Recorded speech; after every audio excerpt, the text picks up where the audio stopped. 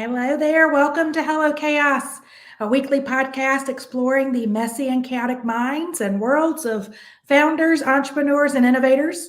Every week, we talk to entrepreneurs from different industries at different company stages of all shapes and sizes. We hear real, raw, and unbiased stories and talk about the good, the great, the bad, the ugly, all the parts of being a founder. And it's why our mantra is where AHA meets O ship. We drop new episodes every single Sunday.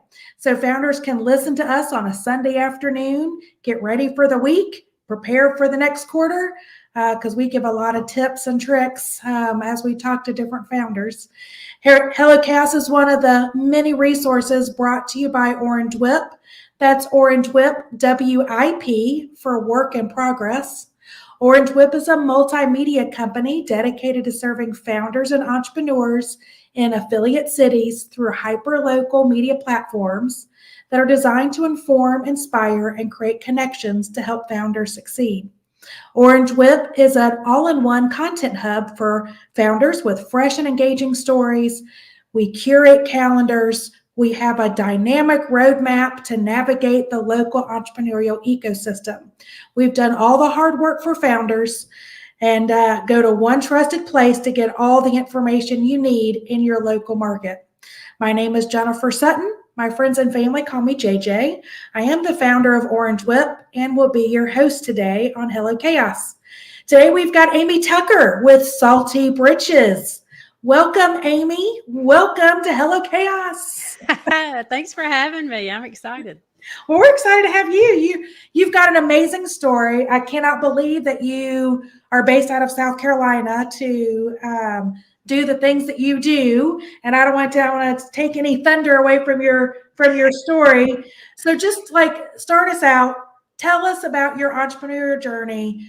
What is Salty Britches and how did it come about? Because it is a fun story. It is. I'm very much a reluctant entrepreneur. Middle-aged mom, had a very comfortable career. And my son when he was around 6 years old, could not really enjoy the ocean. He suffered terribly from saltwater chafing. And it was just so significant compared to other people around us. He suffered so horribly that I was desperate to find a solution. Yeah. So on a particular vacation, he was so miserable within the first 5 minutes of playing in the ocean on day one of a week-long vacation that we just started the search to try to find something that would prevent this or soothe it. And everyone told us the same story. Just go to CVS, get some diaper cream, slather him with that. And it brought its own challenges. It did not work very well in the ocean, or sand would stick to it, or he'd get it really bad under his arms and on his chest from holding onto a boogie board, and of course in his groin. But it was bad enough that he was so miserable that I had to do something about it. So for 4 years, we did trial and error of finding a solution, went through lots of products that made the claim that it worked. And there was a lot of failures there. So I just took to my kitchen and made a solution. I actually did go to college and majored in chemistry. I didn't do a lot of chemistry in my professional life. I did a little bit, but I was in the pharmaceutical industry. I actually worked for Milliken. That's how I cut my teeth with my first career out of South Carolina. And took to my kitchen and made a solution for him, and it worked. And we used it for him and shared it with other families for 4 more years. And then around the 2018, 2017 time period, someone said, you really need to post on Facebook that you have a solution to this. And I have a little bit of a love-hate relationship with social media. And I thought they were crazy. Nobody would care. It was just for my son. But I did post and said, hey, moms, if you're getting ready to go to the beach and your kids suffer from saltwater chafing, I think I have a solution. And I had over 700 comments and instant messages and DMs. I didn't even have 700 friends on Facebook. I didn't even have an Instagram at the time.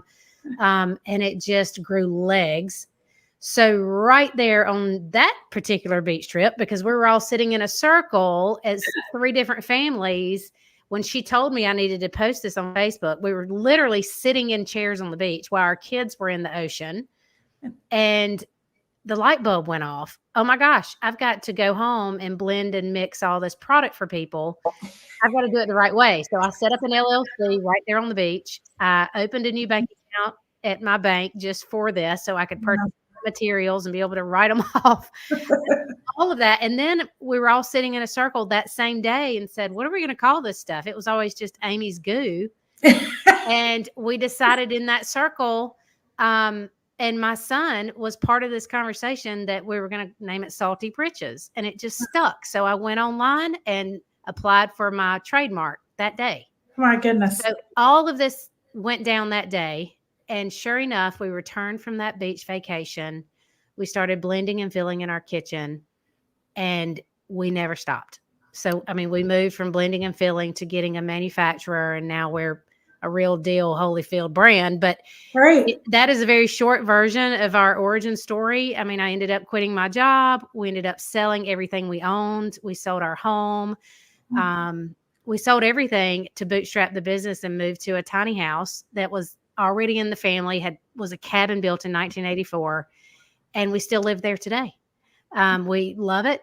And we bought the property next door and built this building that I'm in right now. That's our warehouse. We ship from here. We work from here, right in the backyard of the cabin.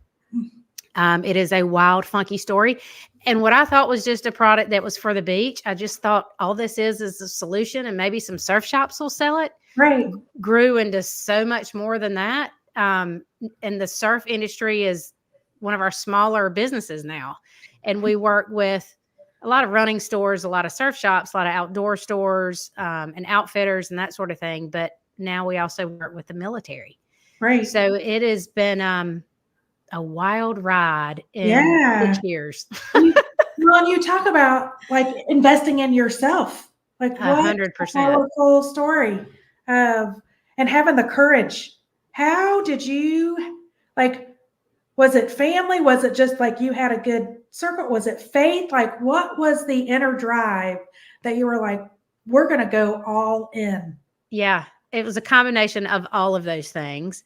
I really, really, really give credit to the good Lord, because there was no way we could have written up how these doors opened and how things fell into place. Like there was no other explanation as far as we're concerned.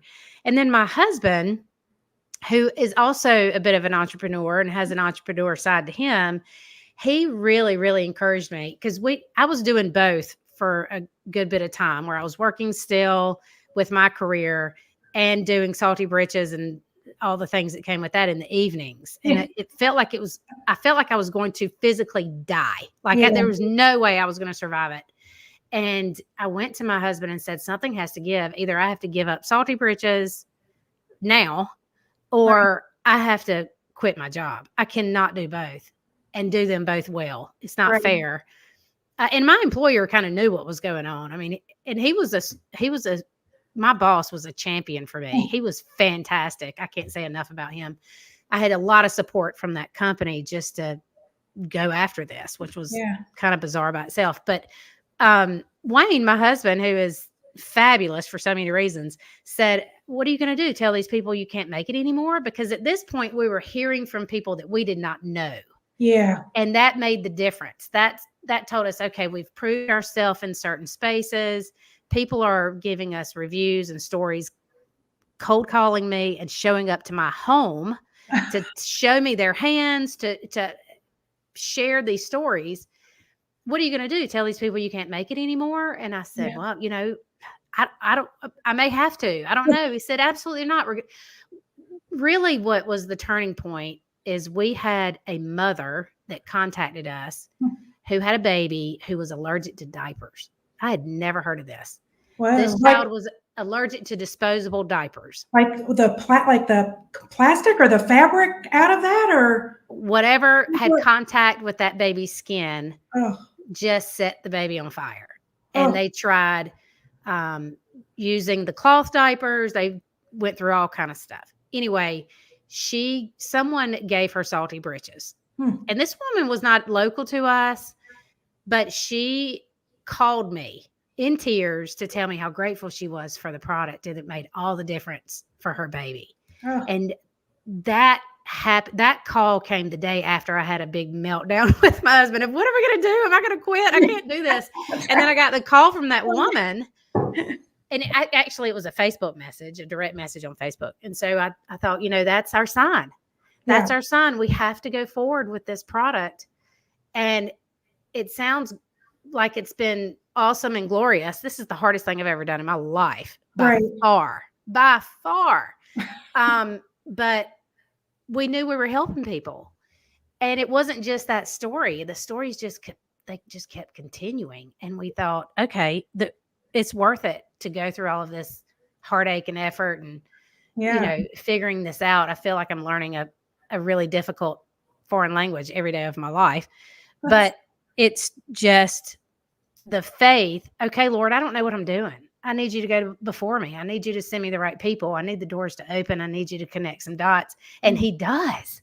Yeah. And there is such a drive inside of me. I'm so passionate about this brand. I absolutely love it with every cell in my body. I know I'm in the right place. Yeah. And I just have that pull, no matter how hard it is, to just fight through every single day. Most of the time I have to fight to leave this place because I can stay here and work 24 hours a day. Yeah. So it's a combination of the support of my family, my amazing husband, our faith for sure, first and foremost, and then all of the stories we were getting from strangers. So was that the stories? Has that been the most rewarding part of the journey? Or was there other things that you were like, okay, this has been the calling. This has been the answer. This is what really has fed our spirit, that most rewarding part. I'd say for sure. I mean, every time someone gets a good review, it's a hit of dopamine. I mean, it's just a little check of confirmation. Okay, that these people don't know. But really, it's the people. It's the actual people that I have met in person. I mean, this product has taken us to some of the craziest places, and we've met some of the most hard-nosed people that have done really incredible things we didn't even know were possible. And that seems to be the niche that we have landed in, of very difficult, austere environments where other products failed, ours doesn't. And that's kind of the vein that we started really pushing in. It's been the people. I mean, it's been crazy. Just recently, I befriended James Lawrence, the Iron Cowboy. And if you don't know who that is, go look him up. Yes. Like, he has all of these world records. He did 101 full distance triathlons in 101 consecutive days. Bonkers.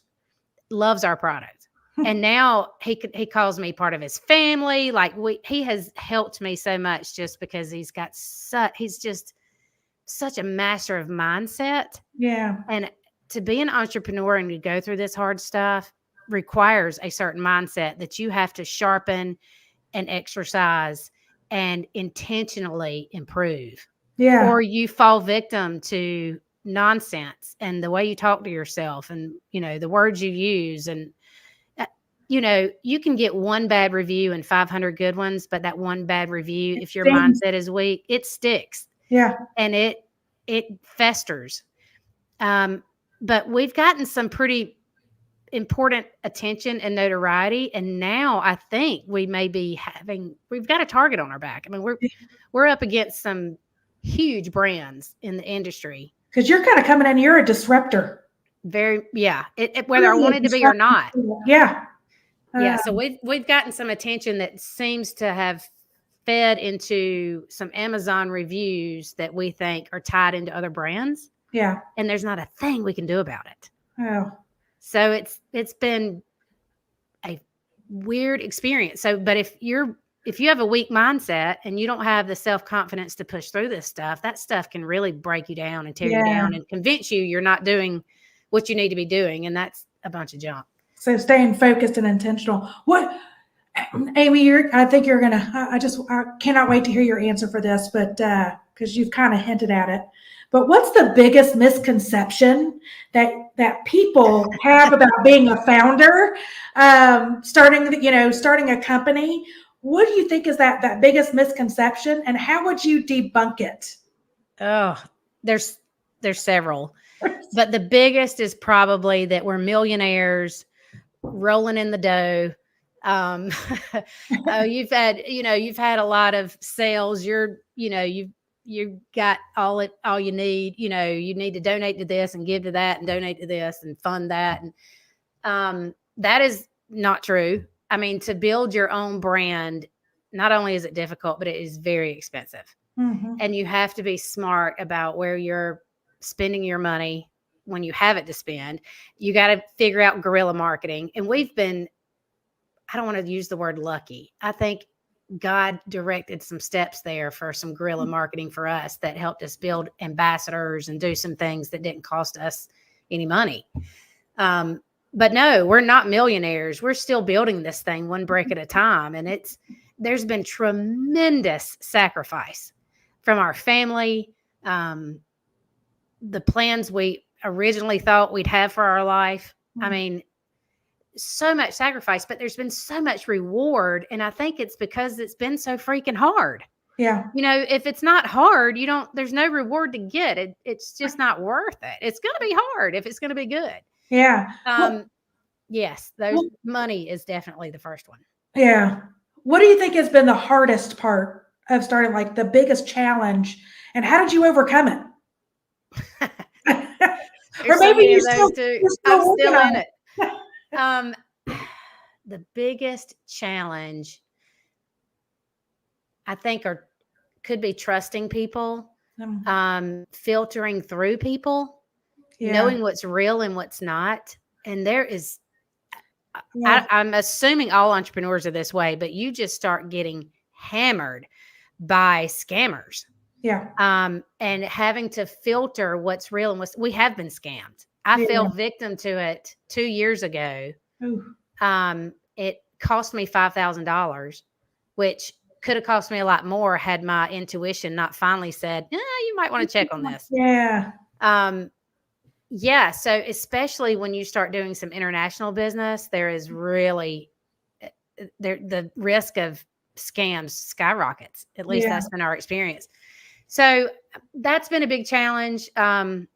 Trusting people you do business with and suppliers has been a challenge. We've made some mistakes. We've trusted people early on. Things didn't work out like we had hoped.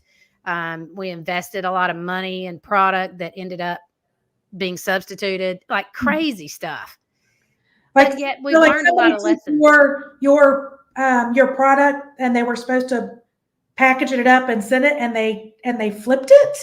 Well, no, not exactly. Okay. So we order, say, packaging, say tubes, for example, expecting a certain tube to perform a certain way. And then after all the product comes in and shows up, it actually doesn't perform that way and it fails. Yeah. After we've already paid for it. And then the company swears it's our problem and not theirs, and back and forth. Or you have a manufacturer, and having a background in chemistry has saved me so many times because I know my formula and I understand my product in my sleep. And I believe there was some substitution going on with raw materials. So as soon as I got the first, batch of that, I knew something was drastically wrong. But that opens up a whole nother world and space and time of filing claims, leaving suppliers, and finding new suppliers, and doing all this in a time frame where you're always behind the 8 ball. Right. And we've gone through a couple of seasons where we've sold out 2 and 3 months at a time, which is, people think, well, that's a good problem. No, it's a problem to sell out a product at the height of your season. Right. It's all because of a lot of the supplier issues. And then we went through the COVID mess where you couldn't hardly get raw materials. And I'm like, my gosh, we were manufacturing near where the George Floyd riots broke out, which shut us down for about 6 weeks. We went through that. We went through the government shutdown of a couple of years ago, which actually really affected us. We moved co-packers to Dallas in 2023, which was an amazing accomplishment. Took a while, but we were able to do it. That was very difficult. Went through COVID and not being able to get raw materials and product. And so I'm like, gosh, if we've gone through all of this, we can do anything. Like now it should just be like an uphill climb. Right? Yeah. Instead of an uphill crawl, I mean, it is uphill. There is no doubt about it. Yeah. What would people be really surprised to learn about you? I don't know. I'm kind of an open book, but I am really a tomboy at heart. I mean, I love to turkey hunt. And that always catches people off guard. I really love the outdoors so much. And that's why I'm so happy where we live. We live in the middle of nowhere. We are 20 minutes from a grocery store, and that's a gas station that sells groceries, which we love that place. But we are 40 minutes from, a good big box grocery. Yeah. We're really, really remote.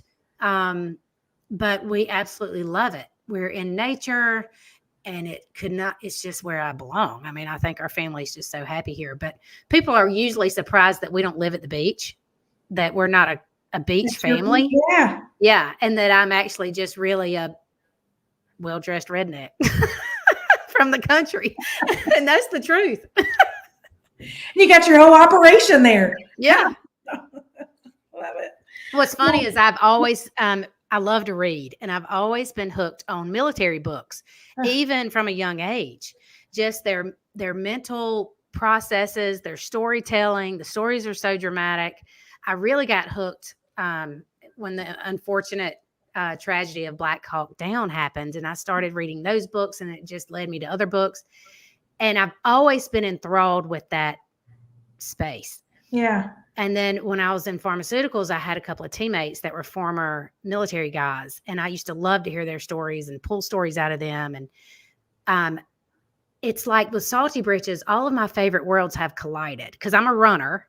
Right. So I love the beach. I love to run, and we sell to running stores, and we're in running circles.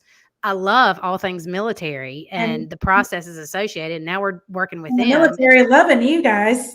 I mean, it's nuts how all of these worlds have collided, and they're all what make up who I am. Right. And that I have found that I'm really drawn to. Yeah. So it's been cool to see how that's reflected in our business. You got all these great communities that you've built, and they're all connected to you. So, okay, you talked about the Iron Cowboy and the people that you've encountered, and really kind of giving you that mindset. What's the best piece of advice you've received, whether it's from other founders or business owners or, people in your communities? What's the best piece of advice that you've gotten and you've really taken to heart and applied it? It's the most simple thing you can think of, and it is to never quit. Do not quit. And that is a mantra that has stuck with me. And I really, really, really learned that from Chad Wright, who's a friend of mine, who's a former Navy SEAL, ultra runner. It's a common theme in all of those guys. They do not quit. They just don't. Yeah. It's off the table. And there have been times where I just have to say that out loud. They're going to have to kill me to make me quit. I'm not going to quit.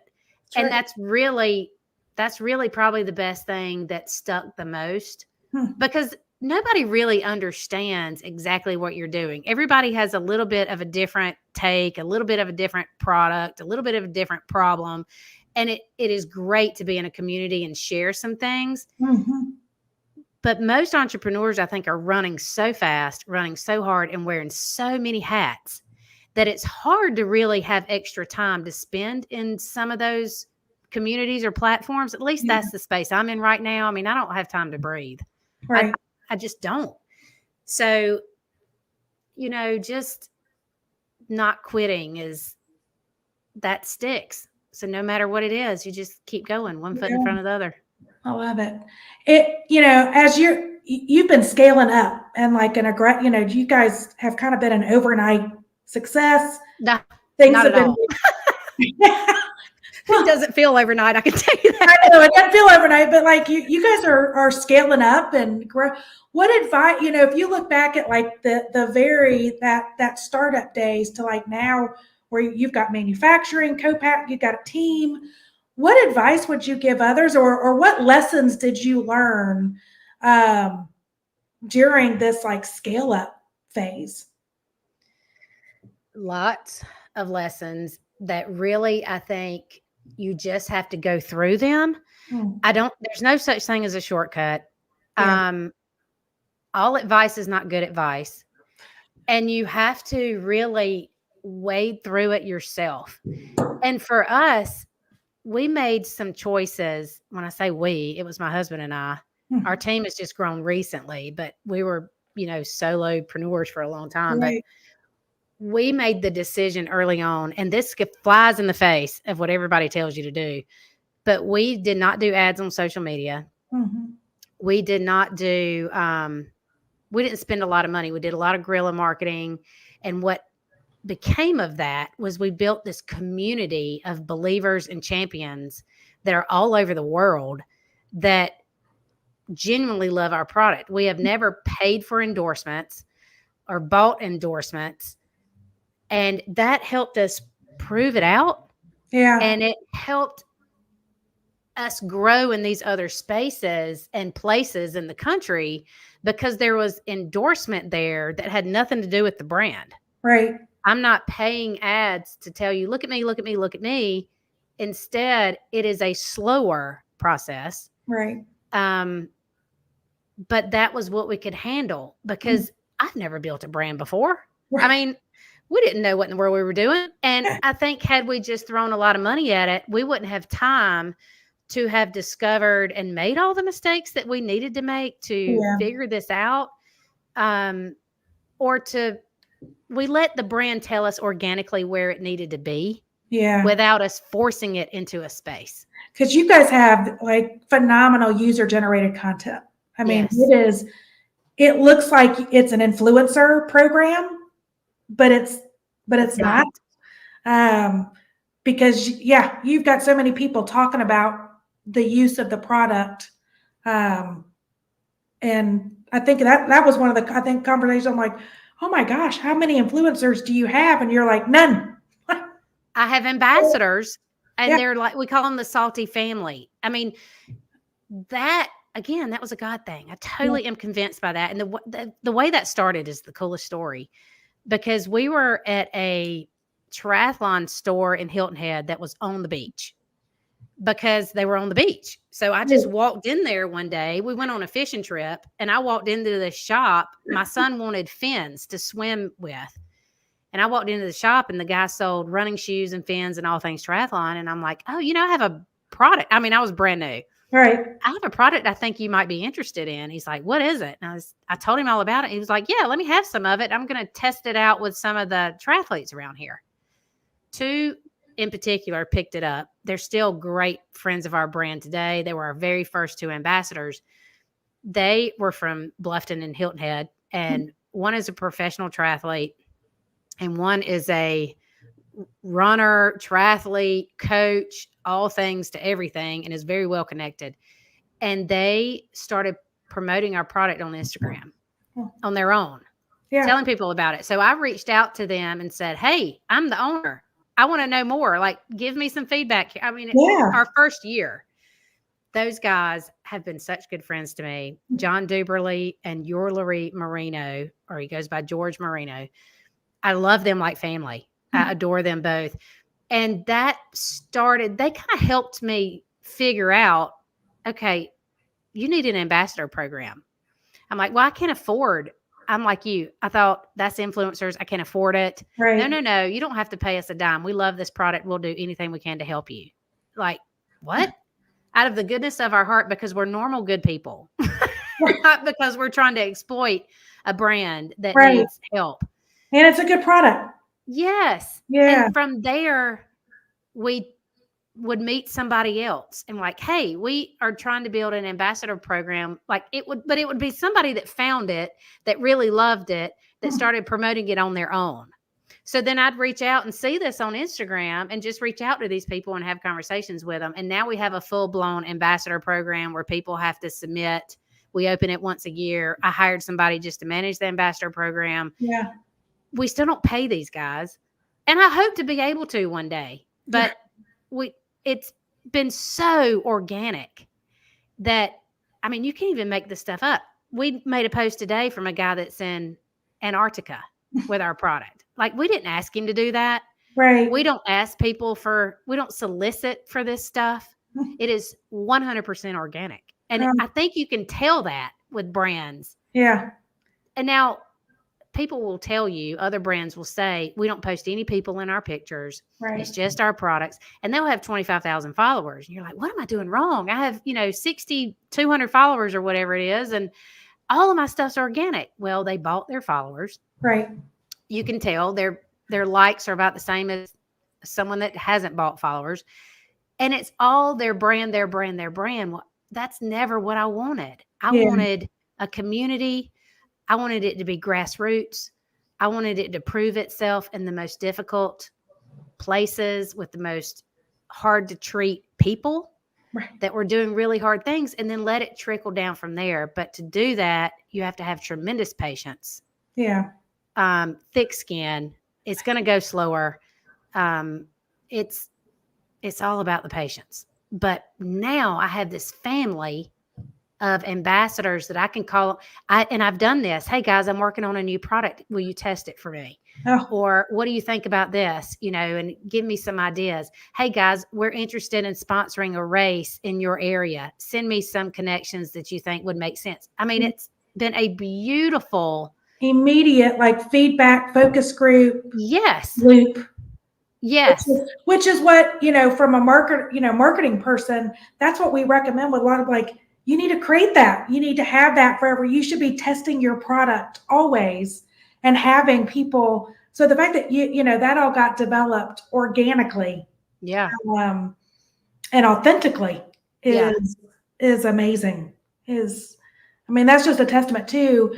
I think that's another lesson learned of you went out and reached, you were listening, like you were finding people, watching who talked about your product and reached out to have conversations.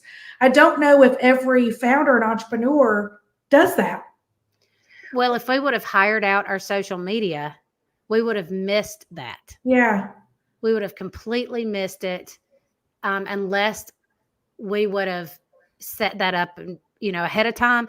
But it was guerrilla marketing without knowing that's what it was. It was marketing on the cheap.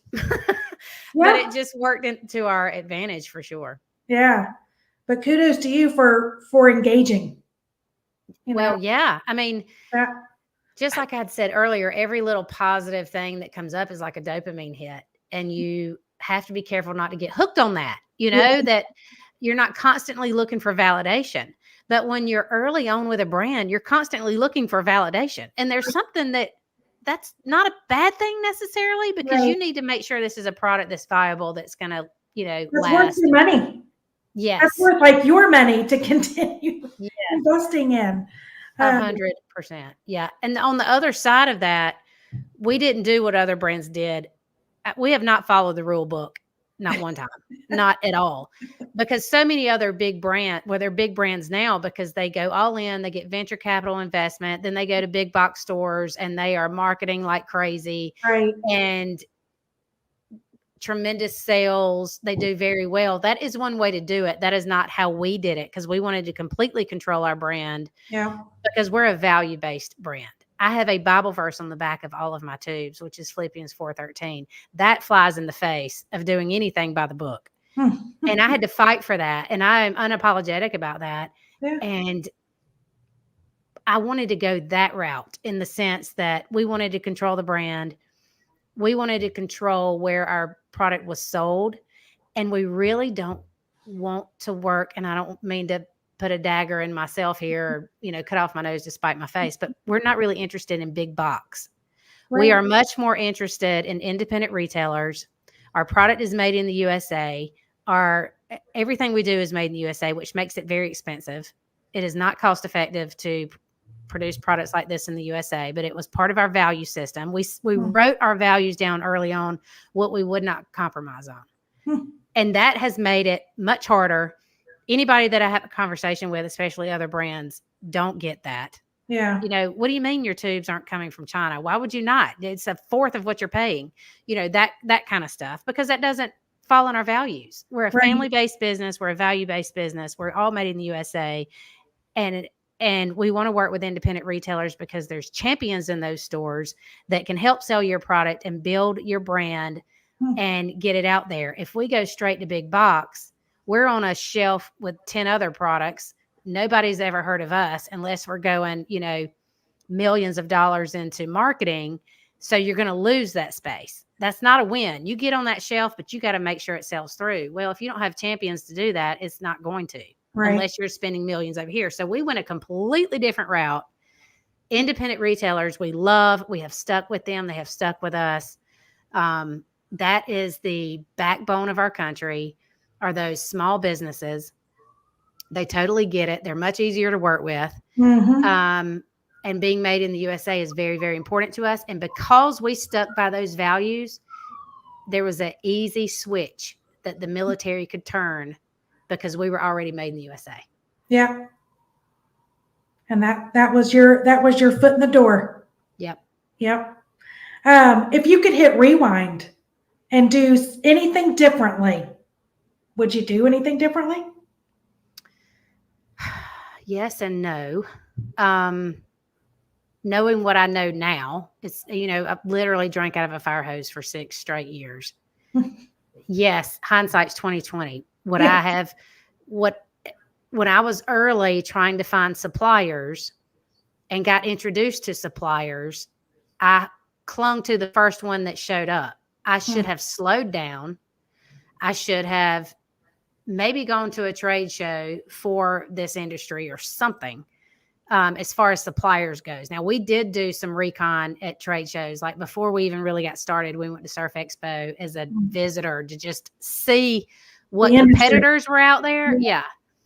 Again, because we thought we were just surf. So we did go to that show just to do some recon and see what we were up against. But I wish I would have done that for suppliers, because those shows exist. Yeah. I wish I would have done a little more homework on who was available to work with, because that first supplier was not good for us at all. So that's what I would have done. I would have slowed down a little bit. Again, I was clueless. I was excited. Somebody could help me. Let's go. Like, I don't want to waste any more time. Right. Which it ultimately cost me in the end. So yeah, that's one of them.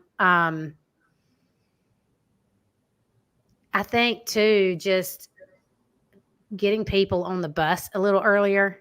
It wasn't time for us to get people on the bus yet, because we just couldn't afford it, and we didn't want to go into a lot of debt. Right. So debt's not always a bad thing. And I was just so opposed to it that I worked too hard for too long alone.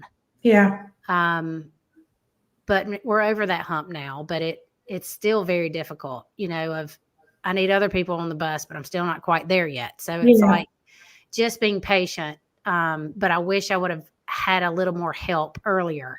I might have been able to do more. Right. You might have freed up your mind. Right. To think maybe in a different direction while somebody was taking some other stuff off your plate. Yes. Yeah. Yeah.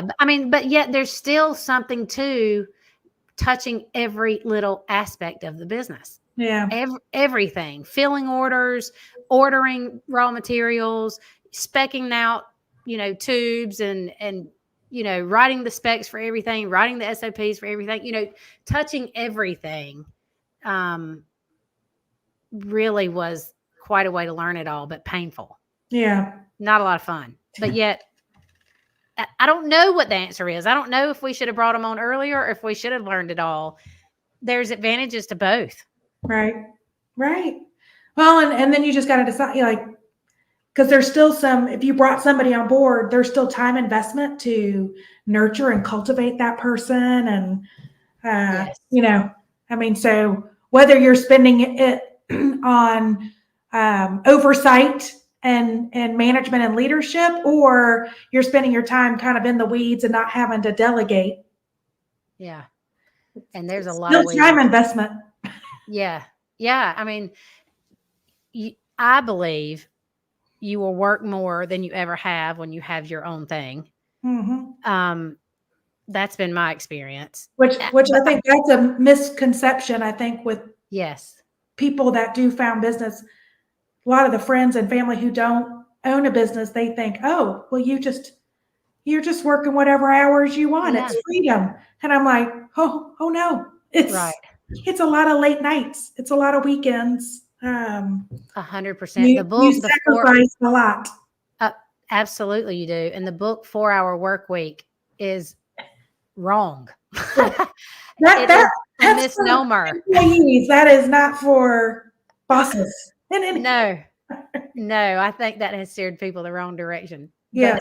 But, there's no such thing as that. And, there are people that do not get it. I mean, you lose relationships, your friend circle shrinks dramatically. Yeah. Your social life goes to nothing. Those are decisions you make, but you got to be okay with those decisions. Right. It's part of it. Family sometimes doesn't get it. Sometimes they're the last ones to get it.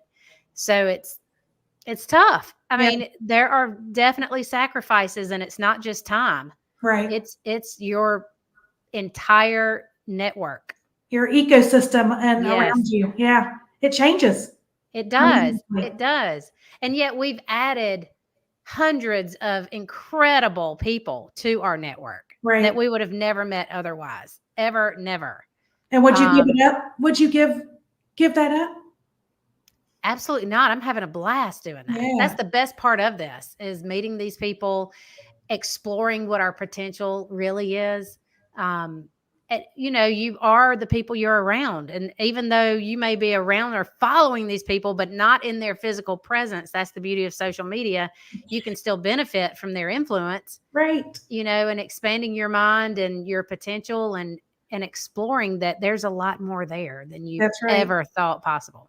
Feed your soul. What would you like to see, a year from now? What would you like your company to look like? Is it increase in number of people? Would you like to see X number of retailers? Like, what is your 1-year dream? Oh, we have a lot of goals, but our big plan this year is to hire a military marketing director. Oh, good. Yeah. The military business is a behemoth by itself. It is extremely complicated. There are a lot of layers to it. The people that you get connected with move around constantly. Mm-hmm. And it's a language all by itself.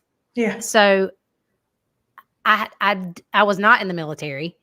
I've got to pull somebody onto the bus that can handle this, and that I've done a lot of work, and I have some of the right people around me, no doubt. And I'm so thankful for them, but I need to pony off some of this real heavy lift. So there's no mistakes, and somebody that runs in these circles can totally get it straight. Right. That is the big goal, big goal for the company this year, is to bring that person on board. We have our eye on a couple of folks that can really make a difference for us, because we even do military shows, we do military events, we do tactical games, we do trade shows.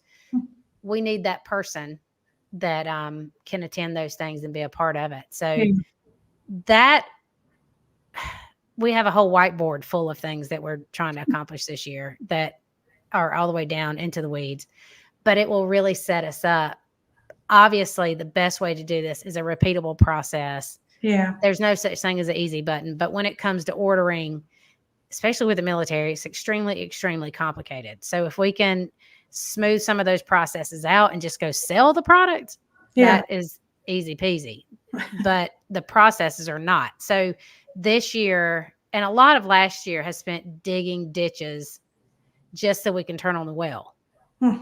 We have got, we've done a lot with SF inside the military. For example, the Army Rangers for Best Ranger competition put us in the layout this year for mandated gear. So any of the competitors will have salty britches. That's a big deal. It's hard to get into some of those spaces. Marine Recon Challenge at Camp Pendleton will be on board for them again this year and their competitors. There's a lot of these types of competitions in these SF circles. We work with MARSOC. We've done some stuff with Navy SEALs. So we need it to trickle down in the big Army and big Navy and all of that stuff. So we're not quite there yet, but we're digging those ditches. If you get the right person to help, yes, get those. Okay, so that's good. If you had to sum up your entire entrepreneurial journey in one word, I knew you were going to ask this. What would be your word? Courage. Yeah, just courage and faith. Yeah. I mean, I have a quote that hangs above my door that says, having faith will give you courage. And that's true for me. Yeah. It is. I mean, you won't always feel like it, but you can pray for it. Yeah. And it's amazing to see him do it and to feel it and to know, he must have put those words in my mouth because, like I said, I'm a well-dressed redneck. I would have never come up with that. I know that's what it is. So I would definitely say faith and courage. I know those are two words, but they're hand in hand. That's great. Okay. It's one of my last questions. I love to ask this. What is feeding you in terms of, are there podcasts that you're listening to? I know you started your own podcast, or books that you're like, man, these were game changers for me. Anything that you either listen to, watch, or read that you're like, these things feed my soul, even if they're goofy. Like, I have to watch this just to turn my brain off. I am a sucker for nonfiction and self-help. I really don't like trash TV. I don't like TV in general, but I'm a sponge when it comes to real stories. And there's a couple of books I've read very recently that I think are phenomenal for building brands. And one is called 10X is Easier Than 2X by Dan Sullivan. That was really eye-opening. I've lived in the 2X space for a long time because that's all I thought I could stomach or handle. 10X is Easier Than 2X. The follow-up book to that is Who Not How by Dan Sullivan, which is, instead of saying, how am I going to do this? You say, who is going to do this? Right. That's a really good book. There's a book that called You Are a Badass by Jen Sincilio, which is a great book for how you talk to yourself. That was very eye-opening for me. There is a book by a local, he retired in Greenville. He's a retired Navy SEAL. His name's Tom Shea, and it's called Unbreakable. I read that book in 3 days. I could not put it down. Really? And I was so moved by that book. I've read it twice. I was so moved by it. I reached out to him. I had no idea he lived in Greenville. I reached out to him on social media, on Instagram, and said, I told him the impact the book had on me. I had a couple of quotes that I highlighted out of it. I told you I'm a sucker for those military books. I just love them. He said, well, where I told him I was in South Carolina. He said, where are you in South Carolina? Where are you located? And I told him, he was like, I'm an hour from you. Let's have lunch. I drove to Greenville and sat down with him for 3 hours and had lunch with that man. And I adore Tom Shea. He's a stud. His wife is awesome too. I've not met her in person, but I follow her on social media. They're just a great couple. So he challenged me to do a 24-hour event that he puts on, which is a mindset thing where you have to go for 24 hours without sleep and do all sorts of crazy, like obstacles and push-ups and hikes and all this stuff in the dark. And it's crazy, but super awesome. So I did that with Tom, all because I read his book and I reached out to him about reading his book. That book had a profound impact on me. And then there's one more. I could give you a long list, but I'll stop after this one. It's from Jesse Itzler, and it's called Living with a SEAL. And that book is hilarious. Jesse is a serial entrepreneur who is part owner of the Atlanta Hawks.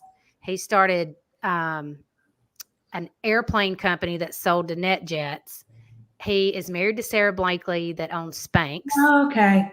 And I know them. I've met them several times. Jesse's a fan of Salty Britches, which is amazing. All because I read his book, and I had no idea he was married to Sarah Blakely, but I read his book because I was flying somewhere. I bought it at an airport. I read it, looked him up online, realized he was married to Sarah Blakely, sent him some Instagram messages. He started communicating with me, and we've done several events together, and he's taken Salty Britches and made it one of the products in all these events. Like, the whole thing has happened just from reading these books. Right. These authors are real live people. Right. And if they make a profound impact on you, they want to hear that. They want to know. So yeah, just reading these books has opened doors for me. But everything you put into your mind, everything you put in your ears, everything you put in your mouth, all makes a difference in your performance. So reading the good books, there's some people I follow on social media that are they're military influencers, or they're doing ultra runs and, crazy. They're pushing themselves constantly. Right. They train themselves how to be uncomfortable constantly. Those are the people that I'm kind of, that's the space I'm in because of my product. And so those are the people I'm around. So yeah, you can't tell me nothing. Well, I always say that, I was always told, get comfortable with being uncomfortable. 100%. That was my first piece of advice when I started the company. With every hard decision, every wall that you run into, or just that uncomfortableness of like, oh yeah, here it is. Yes. I got to get used to it. Yes. And you do. And that's true. Yeah. It never gets easier, I don't think. No. Because you get the harder the conversations, the more amplified, the more pressure you have because you're growing your team. So yeah, I think, I hope it gets easier. I think being uncomfortable, it's easier. Yes. Because what happens is once you do a hard thing, you have a new baseline. You have something to pull from. Right. You have experience. You have fuel in the tank. Or it's like, okay, so people are going to hate me. What's new? Right? Yeah. You develop a thick I'm not going to please everybody, right? That's right. That's true. But Amy, you completely inspired me. I have never thought about reaching out to authors that made impact on me. I'm literally going to do that. Yeah. Unbreakable has been on my list. I didn't realize he was in Greenville. So, oh my gosh, do not hesitate. Read that book. You will not want to put it down. Really? I'm actually going to read it this week. That's going to be my to-do. So what else? Any other advice you would give to other entrepreneurs or founders? Well, I mean, like I said, not all advice is good advice. But for me, it really boiled down to my faith. My faith has grown so much through this process because it's just been me and God. Yeah. I mean, that I have had to really to calm myself, to help me make good decisions. They haven't always been good decisions, but to help me through some of this being uncomfortable, I've actually resorted to, improving my prayer life, my journals, writing down my prayers. God is not a vending machine. I can't go and just say, hey, God, I really need you to give me this. That's not what it's about. It's, am I in the will for you? Am I in the will you have for my life? That's what I want to happen. You use me and put me where I'm supposed to be. And I'm not always good at that. And I feel it when I'm not, because I know that, okay, I'm trying to do all this on my own. That's why this isn't working. Right. I've got all of this pressure and I'm trying to, pull the horseshoes out of the rainbows. And that's not how this works. And I have to give that up and give myself some relief from that I'm at his mercy and let him have the power. And it absolutely transformed my Hmm. life. And this process that is so hard, Yeah. it has changed everything about it. That's the best and most authentic advice I can give. I can't tell you, do you need an investor or do you need an SBA loan? I don't know the answer. I know Right. what I did. I don't know if that's the right thing. It's just what I did. Do you need to hire a person or do you need to do this in-house? I don't know the answer. I don't know the answer to those things. I'm Right. still living this. And what I did may not be right for what you want to do. Well, Every one of them's different. that's right. Well, everybody, your values kind of directed you and made your decisions, Yes. which is one of the, that's what we talk about, like a great brand. That's the foundation, because you'll find that decisions come much easier when you structure who do you want to be, who you're Yes. about, what are the attributes and the values that are your deal breakers. Yeah.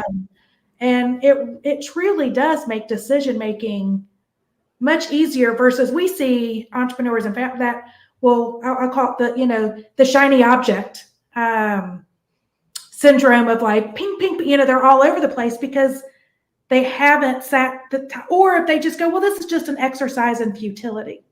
And they're like, we'll just put these values up, but we can always change our mind. Oh, no. And it's like, no.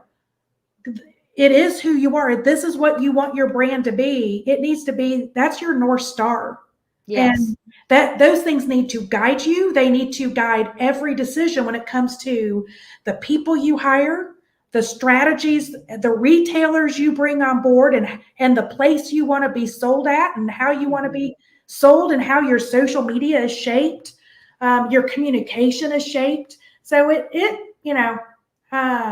I get on my soapbox of when I talk about brand, it is not a logo. This is your essence. It's living. Yeah. We have our values posted. You are. Yeah. I think you should post that. I think we have a mission, purpose, passion hanging in our office. And then we have our values hanging right next to it. That's the only thing on the wall in here. Yeah. And it is a scroll that we had printed from Etsy, small business, and it hangs in our shop, and it absolutely is the filter for the decisions. Right. Because you do get decision fatigue. That is a real thing. And my best advice for that is to walk away. You don't have to make every decision right then. You give it 24 hours. Sometimes it's a 3-day decision, but you'll have some clarity. So walk away when you feel unclear. Spend some time in prayer, journaling, go for a run, whatever you're doing to give yourself some space from that. Yeah. But you're absolutely right. That's probably the best advice, is to have your values and be very clear. You cannot be ambiguous about those. They have got to be black and white. Right. Right. And people will feel that. People around you will know. That's right. And it's a guiding star. Yeah. 100%. Well, thank you, Amy. Where can people learn more about you, find out information about Salty Britches? Where would you like people to connect and engage with you? Well, they can certainly find Salty Britches all over the place. You can go to Instagram, Get Salty Britches. Facebook is Get Salty Britches. Our website is getsaltybritches.com. I'm on LinkedIn, Amy Tucker. There's several Amy Tuckers out there, but I'm the only one with Salty Britches in the profile. But I'd love to say I'm super active on all of these places, but I'm not as much as I'd like to be. Yeah, but you can find me. I'm easy to find, and we check our own DMs, and we're a small team. Yeah. Real people. So yeah, absolutely. And if I can help somebody or, guide someone to someone that can maybe answer a question or whatever it is, I'm happy to do so. Yeah, absolutely. Oh, Amy, this has been so much fun. I love chatting with you. Oh, I appreciate it. Same, likewise. And this episode will be published on Sunday. This coming Sunday, be available on all podcast platforms, your favorites.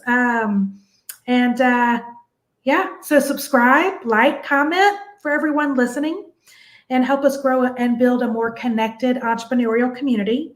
Again, Hello Chaos is one of the many resources brought to you by Orange WIP. That's Orange WIP, WIP, for work in progress.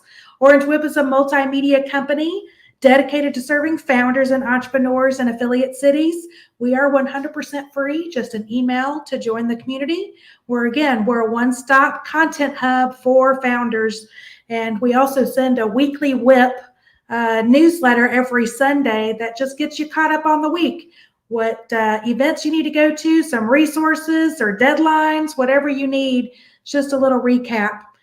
We are currently in 3 areas of South Carolina. We cover the upstate, Midlands, and Low Country, with goals to expand to 30 markets in 5 years.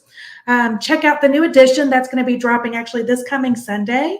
We're going to be talking about product development and design, and being a founder and entrepreneur with those challenges. So check it out this coming Sunday. Find your city edition and enjoy. If you'd like to be a guest on the podcast, please send us an email to hello@orangewip.com. Thank y'all for tuning in to Hello Chaos. It's where AHA meets oh shit, and we'll see you again next week. Thank you.